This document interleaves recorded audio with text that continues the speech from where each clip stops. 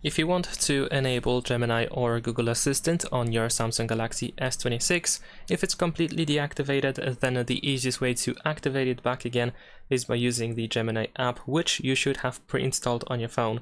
So we can go to the Gemini app, tap to turn it on, and of course then we have the welcome message, so you will have to scroll down and choose use Gemini, and there we go. Now Gemini is once again available on your phone. And if you prefer to use Google Assistant, then you can tap on your Google profile in the upper right corner, and then over here we can choose to switch to Google Assistant in here. Besides that, remember that you can also set up the power button shortcut, which allows you to press and hold the power button to activate Gemini. So if you want to do so, then of course we can go to advanced features in settings, then over here choose the side button.